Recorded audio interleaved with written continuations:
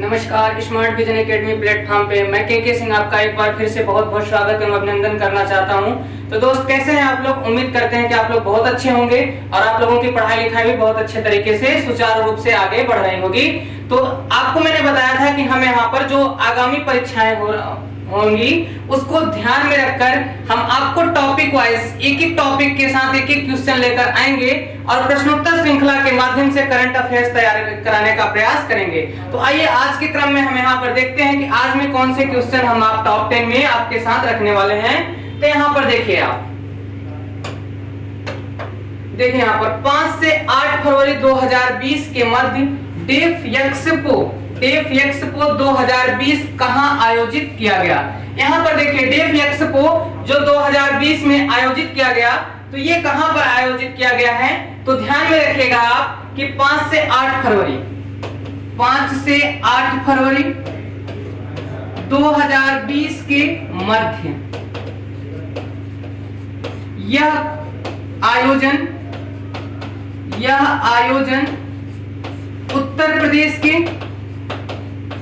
उत्तर प्रदेश के लखनऊ शहर में आयोजित हुआ, शहर में संपन्न हुआ। ध्यान रखिएगा, इसे लखनऊ घोषणा के नाम से भी जाना गया, लखनऊ घोषणा के नाम से भी जाना जाता है। अब यहाँ पर एक चीज और आपके लिए इंपॉर्टेंट हो जाता है दोस्त, ठीक है? तो यहाँ पर आप देखेंगे कि जो इंपॉर्टेंस होता है आपके लिए, यहाँ पर ध्यान दीजिएगा कि इसे जो लखनऊ में यह आयोजन होता है, तो इस लखनऊ में जो आपने देखा कि आयोजन हुआ, तो यहाँ पर देखिएगा तीसरा पॉइंट आपके लिए इंपॉर्टेंट होगा।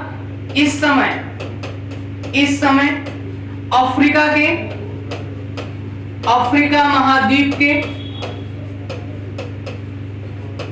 अफ्रीका महाद्वीप के 54 में से, अफ्रीका महाद्वीप में टोटल देशों की संख्या 54, तो 54 में से 50 देशों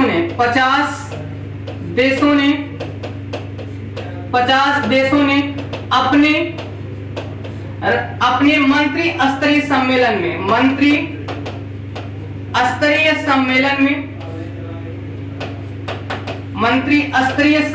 में हस्ताक्षर कर दिया। तो अब यहाँ पर देखिएगा कि लखनऊ घोषणा का आयोजन कहाँ हुआ। तो आपने देखा कि 5 से 8 फरवरी 2020 के मध्य, जिसे डेफ एक्सपो के नाम से जानते हैं, इसका सम्मेलन जहां पर आयोजित किया गया, ये लखनऊ शहर में हुआ। और लखनऊ जो है वह उत्तर प्रदेश की क्या है? राजधानी, कैपिटल ऑफ यूपी। तो यहाँ पर आप देखिएगा कि उत्तर प्रदेश की राजधानी लखनऊ में डेफ एक्सपो का यह 11वां संस्करण था। यहाँ पर मैं आपको बताना चाहूंगा कि यह इसका 11वां संस्करण था, अर्थात 2020 से पहले 10 संस्करण का आयोजन हो चुका है। यह इसका 11वां संस्करण था जो 5 से 8 फरवरी 2020 के मध्य लखनऊ में संपन्न हुआ, और जिसे आप लखनऊ घोषणा के नाम से जानते हैं, जिसमें अफ्रीका महाद्वीप के 54 में से 50 देशों ने इस पर क्या किया है? हस्ताक्षर कर दिया है। तो यहाँ पर देखिएगा, नेक्स्ट क्वेश्चन आपके साथ, नेक्स्ट क्वेश्चन आपका है, नेक्स्ट क्वेश्चन, निम्नलिखित में से किस देश ने भारत के साथ अपने राजनयिक संबंधों के 70 वर्ष, कितने वर्ष? 70 वर्ष पूरा होने के उपलक्ष्य में रामायण की थीम पर, जो आप देखते हैं कि भारत का ये क्या है, एक महत्वपूर्ण ग्रंथ भी है, तो रामायण की थीम पर विशेष स्मारक डाक टिकट जारी किया। तो अब यहाँ पर आपको बताना है, यहाँ पर क्वेश्चन के क्राइटेरिया बदले जा सकते हैं। क्वेश्चन आपसे पूछा जा सकता है फ्रेंड्स कि कौन से देश ने भारत के साथ अपने राजनयिक संबंधों के 70 वर्ष पूरे किए, तो ये आंसर आपका होगा इंडोनेशिया। लेकिन यहाँ पर दूसरा क्वेश्चन बनाया जा सकता है कि इंडोनेशिया ने भारत के साथ अपने राजनयिक संबंधों का कौन सा वर्ष पूरा किया, तो ये आंसर क्या हो जाएगा आपका? 70 वर्ष। तो आप यहाँ पर ध्यान रखिएगा कि 70 वर्ष पूरा हो चुके हैं जिसके उपलक्ष्य में इंडोनेशिया ने रामायण की थीम पर विशेष स्मारक डाक टिकट जारी किए। तो अब यहाँ पर आपको एक चीज और मैं बता दूं कि इसकी डिजाइन रामायण थीम की विशेष स्मारक डाक टिकट की जो डिजाइन की है, इसकी डिजाइन इंडोनेशिया का, इसकी डिजाइन इंडोनेशिया के मूर्तिकार, इंडोनेशिया का ये मूर्तिकार है, इंडोनेशिया का मूर्तिकार वायोक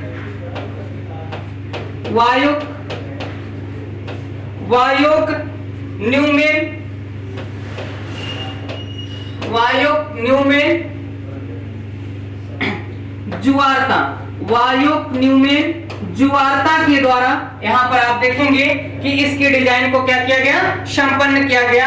जो रामायण की थीम पर स्मारक डाक टिकट जारी किया गया है, उसकी डिजाइन करने वाला इंडोनेशिया का मूर्तिकार वायक न्यूमेन जुआर्ता था, कोई और नहीं था, इंडोनेशिया का ही ये मूर्तिकार था, वायक न्यूमेन जुआर्ता, जो स्मारक टिकट जारी करने की थीम पर रामायण की डिजाइन किया।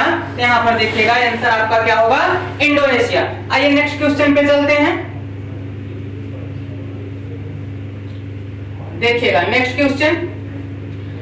क्वेश्चन आपका है यहाँ पर, निम्नलिखित कथनों पर विचार कीजिए। ये यहाँ पर हमने आपको मल्टीपल ऑप्शन देने का प्रयास किया है। निम्नलिखित कथनों पर विचार कीजिए। यहाँ पर आपको क्या करना है, अपने निम्नलिखित कथनों पर विचार करना है कि कौन से कथन यहाँ पर सही हैं और कौन से कथन गलत हैं। तो ऑप्शन आपका कौन सा सही है और कौन सा गलत है, इसको ध्यान में रख के किया गया है। तो आइए देखते हैं क्वेश्चन पे।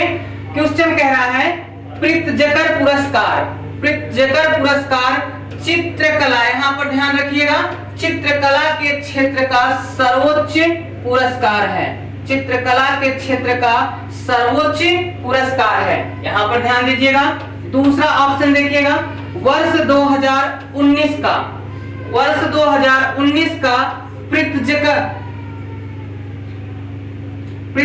पुरस्कार अराता इसोजाकी को दिया गया। यहाँ पर ध्यान में रखिएगा, वर्ष 2019 का प्रित्जकर पुरस्कार अराता इसोजाकी को दिया गया। तो देखिएगा ऑप्शन में दिया गया है केवल एक सही है, कि एक दो दोनों सही है। यहाँ पर देखिए केवल दो सही है, उपर्युक्त दोनों गलत है। यहाँ पर आप ध्यान में रखिएगा, हम आपको यहाँ पर एक एक्सप्लेनेशन भी दे रहे हैं। देखिए यहाँ पर तो प्रित्जकर पुरस्कार जो है आपका, प्रित्जकर पुरस्कार, अब यहाँ पर आप देखेंगे कि प्रित्जकर जो पुरस्कार है, यह पुरस्कार वास्तुकला, यहाँ पर ध्यान रखिएगा, प्रित्जकर पुरस्कार वास्तुकला से संबंधित है, वास्तुकला से संबंधित है, वास्तुकला से संबंधित है। नेक्स्ट एक्सप्लेनेशन में आप देखिएगा, दूसरा एक्सप्लेनेशन आपके साथ। तो यहां पर दूसरा देखेंगे कि 2019 में यह पुरस्कार, 2019 में यह पुरस्कार जापान के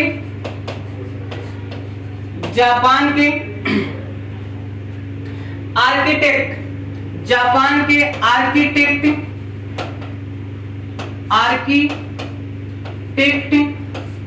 इसाता को दिया गया, इसाता को दिया गया है। तो अब आइए क्वेश्चन के पर, यहां पर फिर से क्वेश्चन को देखिए आप। तो क्वेश्चन आपका कह रहा है कि निम्नलिखित कथनों पर विचार कीजिए। तो विचार कीजिए आप, प्रित्जकर पुरस्कार चित्रकला के क्षेत्र में सर्वोच्च पुरस्कार है। अभी मैंने आपको बताया कि यह पुरस्कार चित्रकला के क्षेत्र में ना देकर किस क्षेत्र में दिया जाता है, तो यह पुरस्कार वास्तुकला के क्षेत्र में दिया जाता है। तो यहाँ पर चित्रकला दिया है और यह दिया किस में जाता है, तो प्रित्जकर पुरस्कार वास्तुकला के क्षेत्र का सर्वोच्च पुरस्कार होता है। तो यहाँ पर ये ऑप्शन आपके क्या हो गए, गलत हो गए। तो केवल एक जिसमें शामिल है या जिसमें एक शामिल है वो ऑप्शन तो गलत हो गए। यहाँ पर ऑप्शन में आइए, केवल एक सही है तो ये गलत हो गया। एक दो दो दोनों सही है तो ये भी ऑप्शन गलत हुआ। आपके पास अब 50% भी तुक्का मारने का चांस मिल गया। तो ध्यान में रखिए, मल्टीपल ऑप्शन में जब भी आपको ऐसा लगे तो ऑप्शन बेस पहले क्या करिएगा, ये जो क्वेश्चन के ऑप्शन है एक भी आपको पता है तो उसे एक डिलीट कर लेंगे तो चांस बढ़ जाते हैं सही होने के। तो यहाँ पर देखिए वर्ष 2019 का प्रित्जकर पुरस्कार, यहाँ पर भी थोड़ी सी मिसप्रिंट हुई है तो प्रित्जर नहीं पढ़िएगा, प्रित्जकर पुरस्कार अराता इसोजाकी को दिया गया। तो जी हाँ, तो वर्ष 2019 का प्रित्जकर पुरस्कार अराता इसोजाकी को ही दिया गया है। तो यहाँ पर आप देखेंगे कि कौन सा ऑप्शन आपका सही है, तो केवल दो ऑप्शन सही है। यहाँ पर प्रित्जकर पुरस्कार वास्तुचित्रकला से ना होकर किससे संबंधित है, ये तो वास्तुकला से संबंधित होने के कारण पहला ऑप्शन गलत हो जाता है। तो आप यहाँ पर ध्यान में रखिएगा कि आपका आंसर क्या होगा, केवल 2। अगर आपसे फैक्ट पूछता है कि प्रित्जकर पुरस्कार किस क्षेत्र में दिया जाने वाला सर्वोच्च पुरस्कार है, तो आंसर तुरंत लगाइएगा वास्तुकला। 2020 का जैसे ही यह पुरस्कार किसी सम्मानित व्यक्ति को दिया जाएगा, हम आपके साथ यहाँ पर तुरंत बताएंगे कि देखिए अब 2020 का ये वास्तुकला के क्षेत्र का प्रित्जकर पुरस्कार इस व्यक्ति को दे दिया गया। तो ये जब चर्चित व्यक्ति हम पढ़ाएंगे आपको, जैसे ही परिवर्तन होगा तो उस चर्चित व्यक्ति को हम आपके साथ यहाँ पर डिलीवर करा देंगे। इसी तरीके से चर्चित स्थान, चर्चित पत्रिका, इस तरीके से चर्चित नियुक्तियां, चर्चित निधन, सब आपको हम बाय टाइम टू टाइम आपको इसी क्वेश्चन के माध्यम से, प्रश्नोत्तर भाग के माध्यम से डिलीवर करा देंगे आप तक। नेक्स्ट क्वेश्चन देखिएगा आप। नेक्स्ट क्वेश्चन आपके साथ ये है क्वेश्चन ई बीज संबंधित है। ई बीज से तात्पर्य होता है इलेक्ट्रॉनिक, ELECTRONIC, इलेक्ट्रॉनिक बीज से तात्पर्य होता है बिजनेस। इलेक्ट्रॉनिक, आप इसे पूरी तरीके से पढ़िए, इलेक्ट्रॉनिक बीज संबंधित है। अब इलेक्ट्रॉनिक बीज पर हमें चर्चा करना है तो देखिएगा, इसका ऑप्शन है पहला इलेक्ट्रॉनिक वाणिज्यिक से, वित्तीय लेन देन हेतु एकल द्वारा प्लेटफॉर्म से, नेक्स्ट विपणन संबंधी पूछताछ हेतु एकल द्वार या प्लेटफॉर्म से, डी ऑप्शन सरकारी सेवाओं की पहुंच हेतु एकल द्वार। अब यहाँ पर हमें आपके साथ ई बीज को क्या करना है, पूरी तरीके से डिफाइन करना है, ई बीज को ध्यान में रखकर। तो यहाँ पर आप ई बीज को जब चर्चा में हम आपके साथ लाए हैं तो देखिएगा ई बीज को, आइए हम आपको इसका एक्सप्लेनेशन आपके साथ करते हैं यहाँ पर ई बीज को। तो देखिए एक्सप्लेनेशन के बारे में आपके साथ हम चर्चा करते हैं, देखिएगा। तो सबसे पहले मैं आपको ये बताना चाहूंगा कि ई बीज किसके माध्यम से संचालित किया जाता है। तो ध्यान में रखिएगा आप, इसका संचालन, ई बीज का संचालन या इसका संचालन औद्योगिक, इसका संचालन औद्योगिक नीति तथा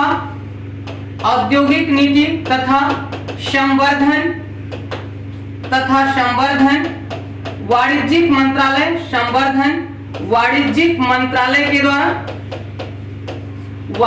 मंत्रालय के द्वारा संचालित किया जाता है, वाणिज्यिक मंत्रालय के द्वारा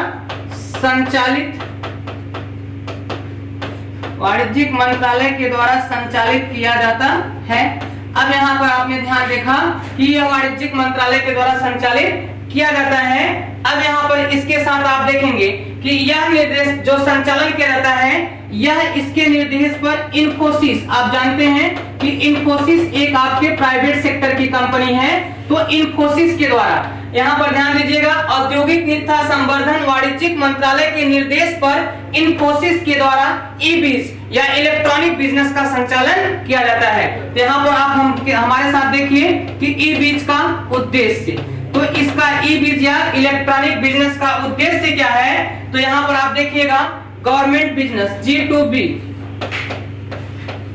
G2B या government to business, government to business.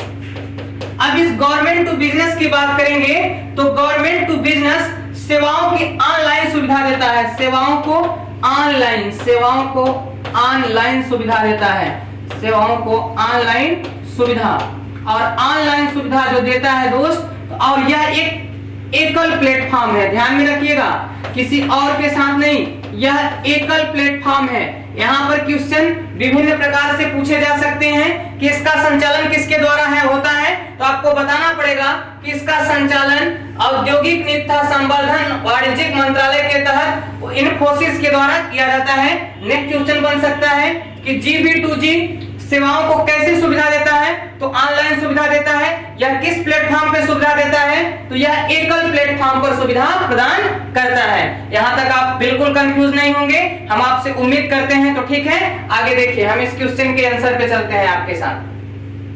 तो देखिएगा यहाँ पर, तो ये क्वेश्चन का आंसर आपके साथ है कि सरकारी सेवाओं की पहुंच हेतु एकल प्लेटफॉर्म से ई-बीज, या आप कह सकते हैं गवर्नमेंट टू बिजनेस, या सरकारी सेवाओं की लेन देन के लिए ये गवर्नमेंट टू बिजनेस, जिसे आप G2B के नाम से जानते हैं, तो या ई-बीज के नाम से जानते हैं, इसका संबंध यहां से होगा। आइए नेक्स्ट क्वेश्चन पे चलते हैं।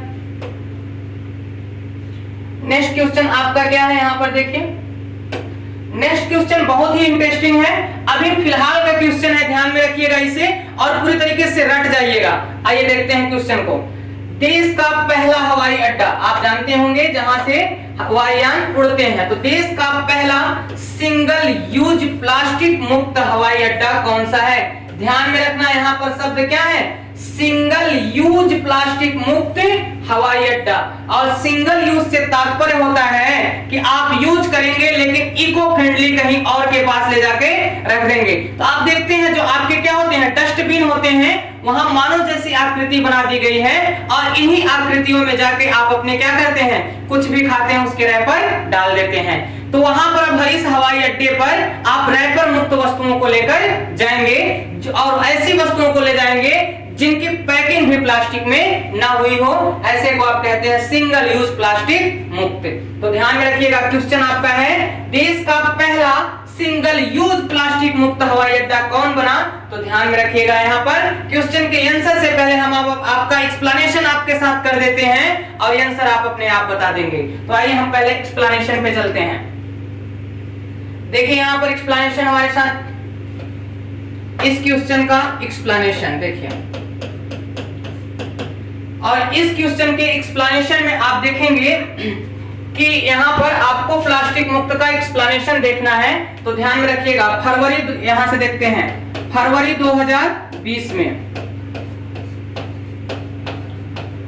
फरवरी 2020 में दिल्ली हवाई अड्डे को, दिल्ली अंतरराष्ट्रीय हवाई अड्डे को, अंतरराष्ट्रीय हवाई अड्डे को यह सुविधा मिला, हवाई अड्डे को यह सुविधा मिला या यह सुविधा प्राप्त। नेक्स्ट देखिए, इसमें नेक्स्ट आपका यह है कि इसके स्थान पर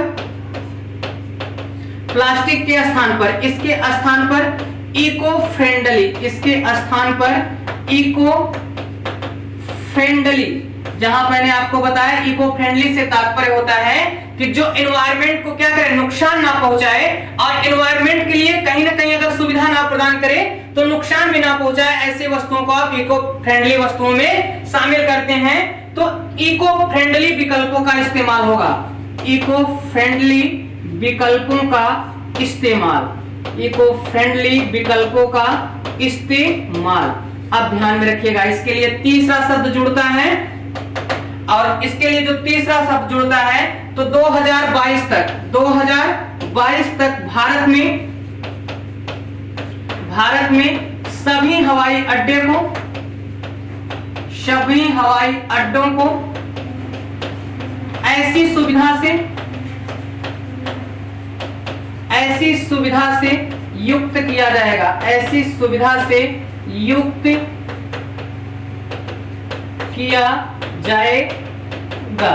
यहां पर ध्यान रखिएगा। अब आपने देखा कि फरवरी 2020 में दिल्ली अंतरराष्ट्रीय हवाई अड्डे को यह सुविधा प्राप्त। नेक्स्ट देखिए, इसके स्थान पर, प्लास्टिक के स्थान पर क्या किया जाएगा, इको फ्रेंडली वाली वस्तुओं का प्रयोग किया जाएगा, जिसमें रैपरों से जो पैकिंग होती है वो इको फ्रेंडली होगी।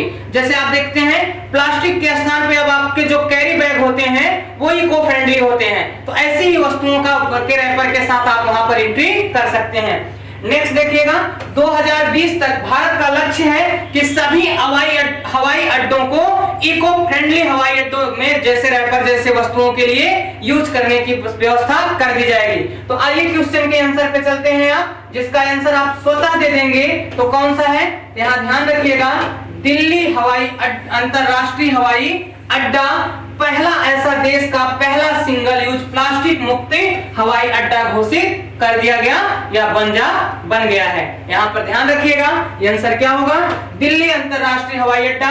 लेकिन यह 2020 में प्राप्त हुआ, 2022 तक भारत के सभी हवाई अड्डों को ऐसा करने का लक्ष्य निर्धारित किया गया है। आपसे दूसरा इसी में क्वेश्चन बनाया जा सकता है कि भारत कब तक सभी को सिंगल यूज प्लास्टिक मुक्त हवाई अड्डे के रूप में बनाने का लक्ष्य रखा है, तो यह आंसर आपका क्या होगा, 2022। क्वेश्चन पूछ सकता है कि इन हवाई अड्डों में प्लास्टिक की जगह क्या यूज किया जाएगा, तो इको फ्रेंडली विकल्पों का क्या किया जाएगा, इस्तेमाल किया जाएगा इस सिंगल यूज प्लास्टिक की जगह। तो यहां पर आप पूरी तरीके से कंफ्यूज नहीं होंगे, ठीक है। नेक्स्ट क्वेश्चन पे चलते हैं। नेक्स्ट क्वेश्चन आपका है, यहां पर देखिए बिल्कुल करंट अपडेट क्वेश्चन है, ध्यान में रखिएगा, बिल्कुल एकदम नए क्वेश्चन आपके सामने यहां पर स्क्रीन पे आ चुका है। देखिए ये है आपका बधावन बंदरगाह। बधावन बंदरगाह का संबंध भारत के किस शहर से है, या किस शहर से आप यहाँ पर राज्य भी देख सकते हैं, किस राज्य से है बधावन बंदरगाह। तो आप ध्यान में रखिएगा, हमें क्या देखना है, बधावन बंदरगाह। इस पर हम आपको एक एक्सप्लेनेशन देते हैं, ये आंसर आप स्वतः दीजिएगा। तो देखिए यहाँ पर बधावन बंदरगाह के बारे में, तो बधावन बंदरगाह में देखेंगे फरवरी 2020 में, फरवरी 2020 में भारत के प्रधानमंत्री नरेंद्र मोदी जी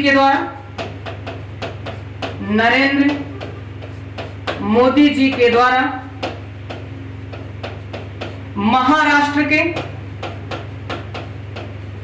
महाराष्ट्र के दहानू शहर में इसका, या महाराष्ट्र के दहानू शहर में इसके कार्य को सैद्धांतिक मजदूरी प्रदान की, इसके कार्य को सैद्धांतिक मंजूरी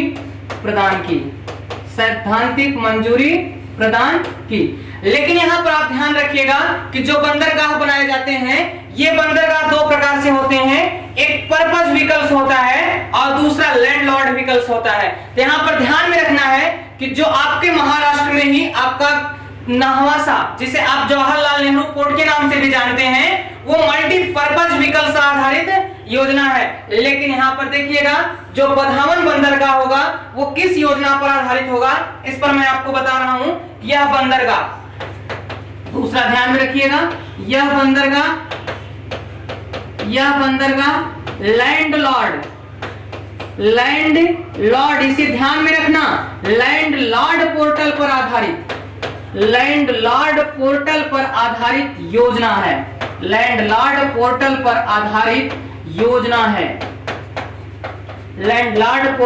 आधारित योजना है।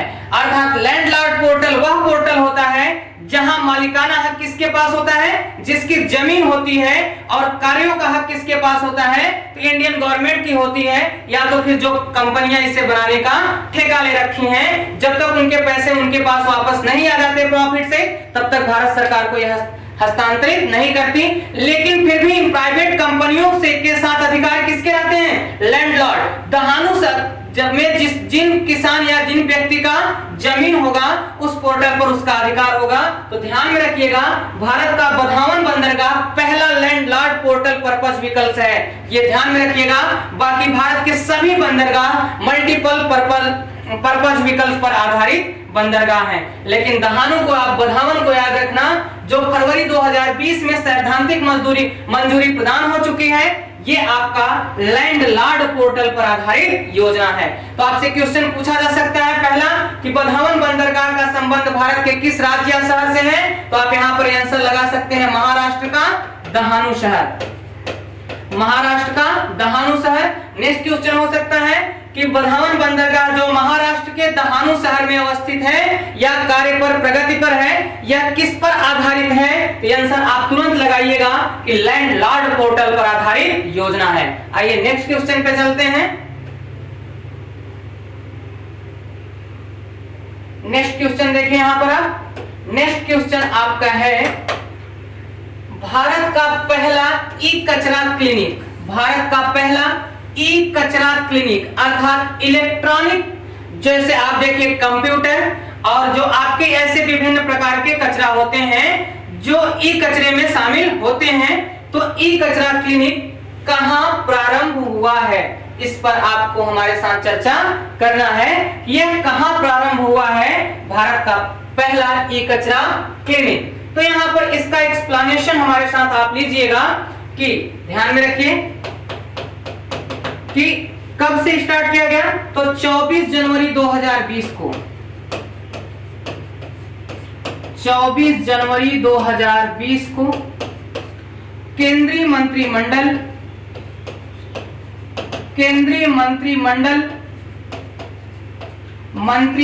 के सचिव तथा केंद्रीय मंत्रिमंडल के सचिव ने मध्य प्रदेश के भोपाल शहर में इसका उद्घाटन किया, भोपाल शहर में उद्घाटन किया। अब नेक्स्ट क्वेश्चन पे चलिए, नेक्स्ट आप इसके उस पर चलिए, यह किसके द्वारा क्रियान्वित हो रहा है? तो देखेंगे केंद्रीय प्रदूषण नियंत्रण बोर्ड, केंद्रीय प्रदूषण नियंत्रण बोर्ड एवं भोपाल म्युनिसिपल या भोपाल नगर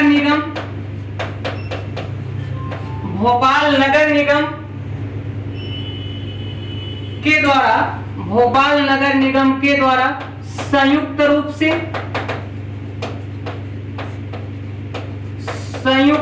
से संचालित होगा। यहां पर आपके पास दो क्वेश्चन मिल गए। कब संचालित हुआ? 24 जनवरी 2020 को। इसका उद्घाटन किसने किया? तो केंद्रीय मंत्रिमंडल के सचिव ने किया। कहां किया? तो मध्य प्रदेश के भोपाल शहर में किया। किसके द्वारा संचालित होगा? तो केंद्रीय प्रदूषण नियंत्रण बोर्ड एवं भोपाल नगर निगम के द्वारा संयुक्त रूप से भारत का पहला ई कचरा क्लिनिक को प्रारंभ किया गया। तो यहाँ पर आप ध्यान में रखिएगा कि आपका आंसर क्या होगा? मध्य प्रदेश। तो मध्य प्रदेश के भोपाल शहर में भारत का पहला ई कचरा क्लिनिक का उद्घाटन हो चुका है या यह प्रारंभ हो चुका है। नेक्स्ट क्वेश्चन देखते हैं। अब यहां पर देखिएगा कि जो प्राथमिक स्कूलों में, प्राथमिक और मिडिल लेवल की जो स्कूलें हैं भारत में, वहां पर अटेंडेंस या सर्व शिक्षा अभियान या साक्षरता अभियान या स्कूल चलो अभियान या भारत के बालकों को जो गरीब वर्ग के हैं उनको बढ़ावा देने के लिए, भारत का साक्षरता % बढ़ाने के लिए भारत सरकार ने एक महत्वपूर्ण योजना लॉन्च किया था। इस योजना का नाम था मध्याह्न भोजन योजना, जिसे आप मिड डे मील के नाम से भी जानते हैं। इसे आप किसके नाम से जानते हैं? तो इसे आप मिड डे मील या मध्याह्न भोजन योजना के नाम से जानते हैं। तो आपको यहां पर बताऊं कि 2020 के आंकड़े आ गए हैं जनवरी में कि पहला स्थान किसे प्राप्त हुआ है, तो इस पर हम आपको बताएं कि आपका भारत में पश्चिम बंगाल को मध्याह्न भोजन योजना को प्राप्त करने वाला या इससे विभिन्न सुविधाओं को प्रदान करने वाला और साक्षरता अभियान को प्राप्त करने वाला पहला राज्य बनता है उत्तर भारत का। कौन सा पहला राज्य बना? आपका पश्चिम बंगाल, अर्थात मध्याह्न भोजन योजना को क्रियान्वित बेहतर तरीके से करने वाला प्रथम राज्य पश्चिम बंगाल। और यहाँ पर आप ध्यान में रखना कि दूसरा और तीसरा स्थान किसे प्राप्त है, तो दूसरा और तीसरे की चर्चा हम आपके साथ करें तो दूसरा स्थान जो प्राप्त है तो बिहार को द्वितीय स्थान प्राप्त है और उत्तराखंड को तृतीय स्थान प्राप्त है। और ये उत्तर प्रदेश को टॉप 10 में भी स्थान नहीं मिला, टॉप 10 में भी नहीं, ये ध्यान में रखना। तो आपका आंसर क्या होगा कि भारत में प्रचलित मध्याह्न भोजन योजना में सबसे अधिक सफल हुआ तो पश्चिम बंगाल राज्य भारत का पहला राज्य बनता है जो मध्याह्न भोजन योजना में सबसे सफल राज्य के रूप में सामने उभर कर आया है। नेक्स्ट क्वेश्चन यहाँ पर देखते हैं हम। अभी हाल फिलहाल में बहुत ही चर्चा में था ये, इसलिए हमने सोचा कि आप तक डिलीवर करा दिया जाए। यहाँ पर देखिएगा, ये है आपका ब्रूस शरणार्थी। ब्रूस शरणार्थी का संबंध किस राज्य से है? यहाँ पर आपके साथ हम एक्सप्लेनेशन देंगे कि कैसे कैसे सुविधाएं भारत सरकार इन्हें दे रही है, कितना रुपया प्रति परिवार दे रही है, कितने लोगों को शामिल किया गया और किस राज्य की जनजातियों में शामिल करके मतदाता सूची में शामिल किया। पूरे एक्सप्लेनेशन के साथ आइए देखते हैं हम ब्रूस शरणार्थी को। यहाँ पर एक्सप्लेनेशन देखते हैं ब्रूस शरणार्थी को। तो देखिएगा कि ब्रूस शरणार्थी जो है यहाँ पर आपके सामने नजर आया है। ब्रूस शरणार्थी के बारे में तो 16 जनवरी 2020 को, कब? 16 जनवरी 2020 को, 16 जनवरी 2020 को समझौते के अनुसार, 16 जनवरी 2020 को समझौते के अनुसार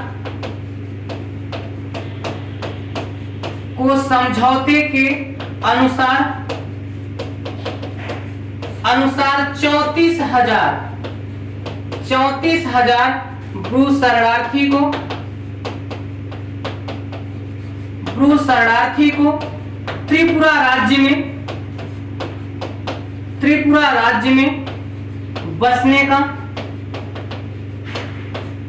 राज्य में बसने का अधिकार प्राप्त। तो इसे किस शहर में, राज्य में बसाया जाएगा? तो भारत के त्रिपुरा राज्य में इन्हें बसाया जाएगा। नेक्स्ट देखते हैं एक्सप्लेनेशन में। भारत सरकार की ओर से, इंडियन गवर्नमेंट या भारत सरकार की ओर से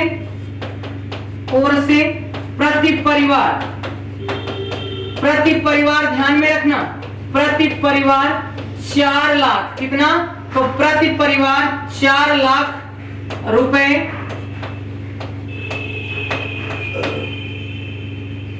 4 लाख रुपए घर बनाने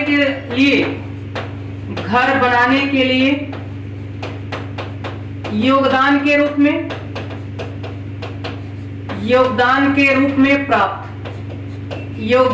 रूप में दिया जाएगा। अर्थात भारत सरकार प्रति परिवार कितना रुपया देगा? 4 लाख रुपया देगा त्रिपुरा में लोगों को बसने के लिए जो ब्रूस शरणार्थी हैं। अब यहाँ पर देखिएगा तीसरा एक्सप्लेनेशन, इन्हें त्रिपुरा मतदाता सूची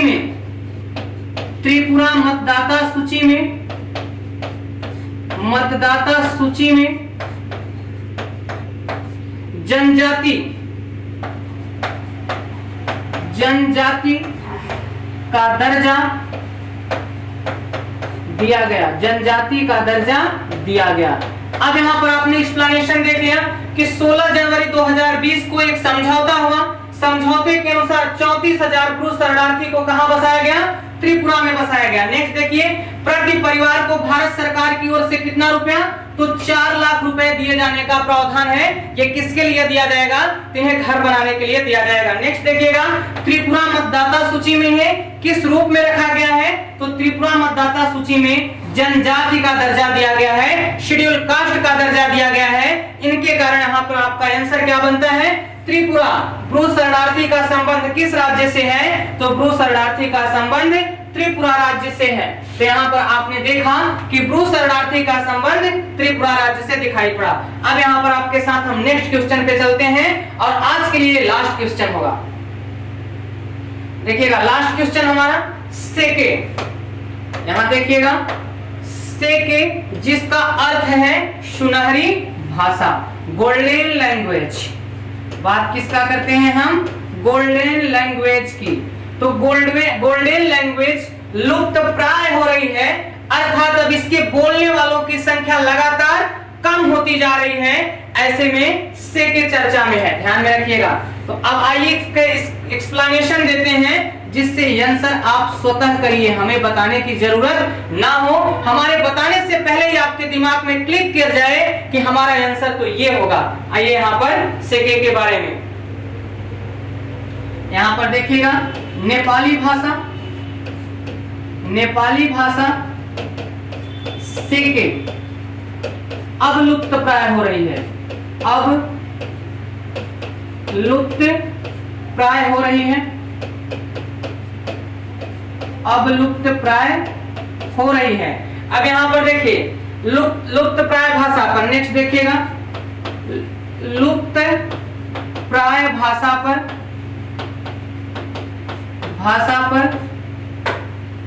लुप्त प्राय भाषा पर कार्य करने वाली संस्था, लुप्त प्राय भाषा पर कार्य करने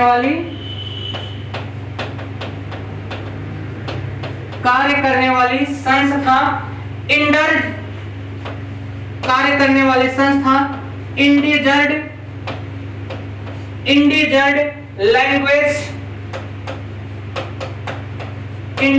लैंग्वेज अलायंस है। नेक्स्ट देखिएगा आप यहाँ पर थर्ड कि वर्तमान में विश्व भर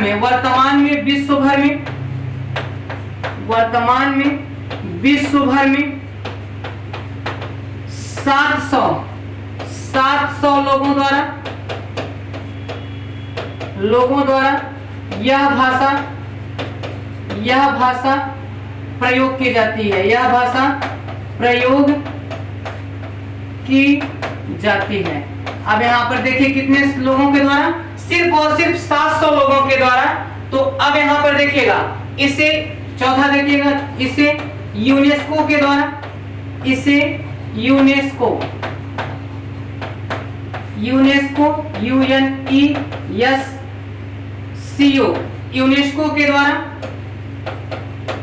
यूनेस्को के द्वारा संकटग्रस्त सूची में रखा गया। अभी हम आपको यूनेस्को का फुल फॉर्म बताते हैं। देखिएगा यहाँ पर सेके यह नेपाली भाषा है, ध्यान में रखिएगा यह कौन सी भाषा है? तो आप यहाँ पर देखेंगे यह नेपाली भाषा है और अब लुप्त प्राय हो रही है। नेपाली भाषा अब क्या हो रही है? लुप्त प्राय हो रही है। लुप्त प्राय भाषा पर कार्य करने वाली जो संस्था है, एजेंसी है, उसका नाम है इंडिजर्ड लैंग्वेज अलायंस। जो भाषाएं कम लोगों के द्वारा बोली जा रही हैं या अधिक लोगों के द्वारा बोली जा रही है, इसके बारे में आकलन करती है। नेक्स्ट देखिएगा वर्तमान में यह सिर्फ कितने लोगों के द्वारा बोली जा रही है? विश्व भर में 700 लोगों के द्वारा बोली जा रही है और इसे यूनेस्को के द्वारा क्या कर दिया गया है? तो इसे यूनेस्को के द्वारा संकटग्रस्त श्रेणी की सूची में शामिल करके ला दिया गया है। तो अब आंसर देखिएगा कि सेके जिसका अर्थ है सुनहरी भाषा लुप्त प्राय हो रही है, इसका संबंध किससे है? तो यहाँ पर ध्यान में रखना इसका संबंध नेपाल देश से है। लेकिन दोस्त हमने आपको बताया कि अभी हम आपको बताएंगे यूनेस्को का फुल फॉर्म। तो यहाँ पर देखिए आप यूनेस्को, जो आप यहाँ पर यूनेस्को जो संकटग्रस्त श्रेणी में रखता है, इस पर आपने देखा है, तो हम इसका फुल फॉर्म आपको बताते हैं। तो देखिएगा इसका फुल फॉर्म होता है United Nations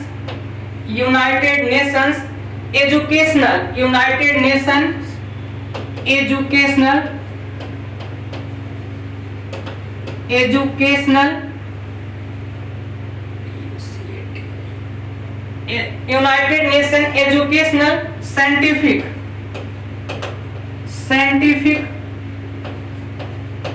United Nation Educational Scientific and cultural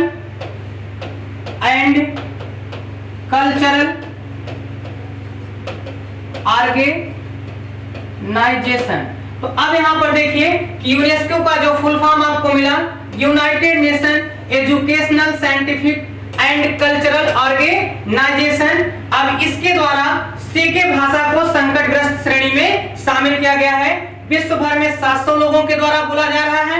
next देखिएगा, लुप्त प्राय भाषा पर कार्य करने वाली जो संस्था है उसका नाम है इंडेंजर्ड लैंग्वेज अलायंस, और नेपाली जो है वो जो सेके है वो नेपाल की भाषा है। तो यहाँ तक आपको हमारे साथ आज के मोस्ट इंपॉर्टेंट जो जनवरी और फरवरी माह में हुए महत्वपूर्ण आपके लिए क्या थे, घटनाक्रम थे। इस पर हमने आपके साथ बेहतरीन तरीके से टॉपिक वाइज टॉपिक सिलसिले क्रम में चर्चा किया। इसी तरीके से नेक्स्ट बार हम मिलेंगे कल के लेक्चर में, तो वहां पर भी आपको मोस्ट इंपॉर्टेंट क्वेश्चन बताएंगे। तब तक के लिए हमें इजाजत दीजिए। चैनल को सब्सक्राइब करिए, लाइक करिए, व्यू बढ़वाइए। आपके सहयोग के लिए हम अपेक्षित हैं पूरा स्मार्ट विजन एकेडमी प्लेटफॉर्म परिवार के सदस्य। तब तक के लिए नमस्कार, जय हिंद।